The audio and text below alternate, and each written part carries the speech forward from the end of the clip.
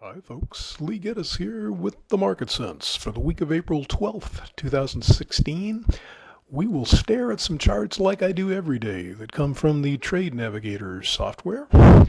And looking at a weekly bond market chart here, this is kind of a fun little pattern here. I've heard it called numerous things, but by and large they spiked up into a high, they backed off, and they've come back up, and they seem to be just sort of swinging here. And the basis of this pattern is if they take out these lows, look out below. Not sure I believe that. I'm just telling you that's what market lore tells me.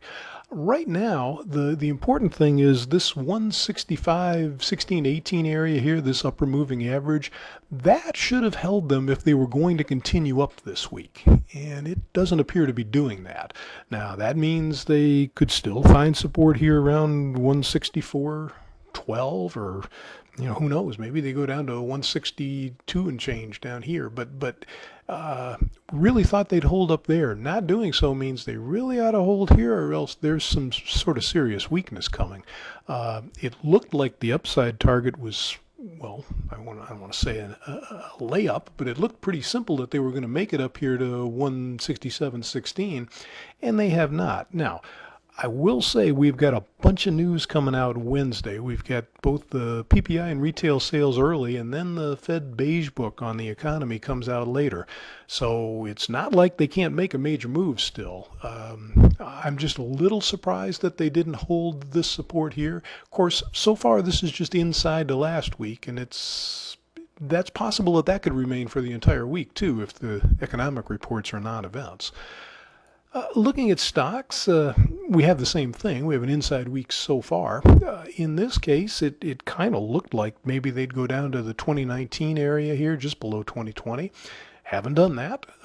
Resistance is around 2062. It's not really strong resistance. They could certainly go above that and move higher, but they haven't been to that either. And that's kind of, we'll call support just below 2020 and resistance 2062. I'm not convinced they should be treated as support and resistance this week. I kind of think breaking, say, 2018 would be more significant, and going above 2075 would be pretty important.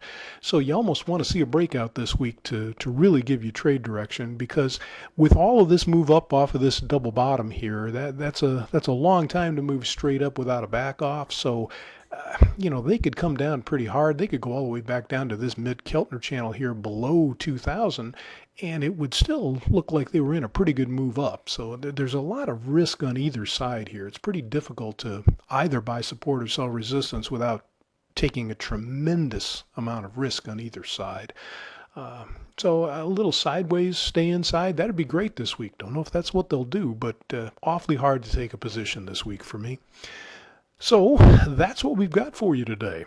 I hope you can find something profitable to get yourself involved with. Thanks for checking in to see what we think.